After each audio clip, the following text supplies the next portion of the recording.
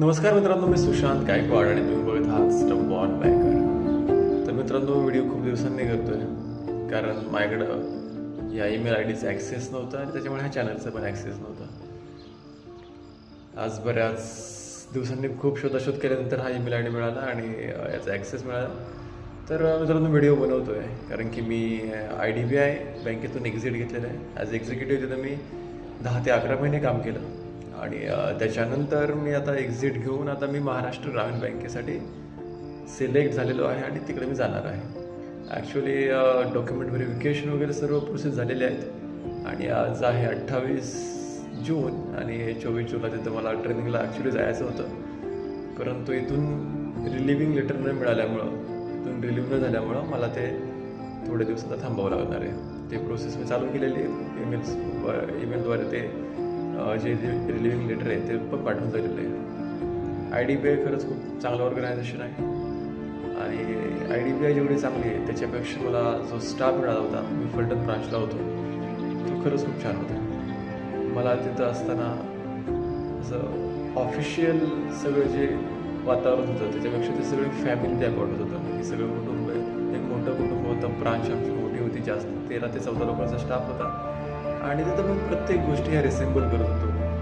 तिथं जे असणारे स्टाफ आहे ते मला भाऊ बहीण चुलता या प्रकारे सगळे मला वाटायचे.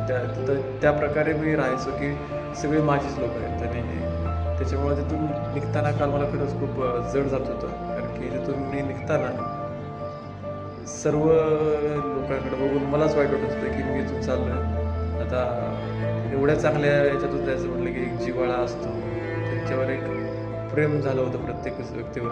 मग ते मला सगळं आठवायला लागले दिवस की मला फ्रॉम झिरो टू हिरो त्यांनी जसं बनवलं त्या सगळ्यांचा वाटा होता. प्रत्येकाने त्यांच्यापर्यंत परिपूर्ण मला सहकार्य केलं आणि अगदी कालपर्यंत कुणीही मला माझ्यावर कोणत्याही प्रकारचं काही दबाव न आणता मला काम करू दिलं. मला त्याचा खूप आनंद आहे की IDBI सारख्या बँकेमध्ये जिथे खरंच खूप कामाचा लोड जास्त असतो तिथेही मी आनंदाने राहू शकलो, आनंदाने माझे 10 ते 11 महिने आयुष्याचे देऊ शकलो आणि IDBIसाठी आणि माझ्यासाठी दोघांसाठी हे खूप खरंच आनंदाचं होतं की मी तिथे काम करत होतो. मी माझ्यासाठी एक्सपिरियन्स गेन करत होतो. IDBI मधलं मी फ्रंट डेस्कला बसायचो, ती कामं पण सगळे सुरळीतपणे चालत होती.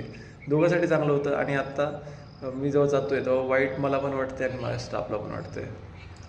असो, रेजिग्नेशनची प्रोसेस जर तुम्हाला हवी असेल की कशी प्रोसेस असते तर त्यासाठी मी सेपरेट व्हिडिओ बनवेन मित्रांनो.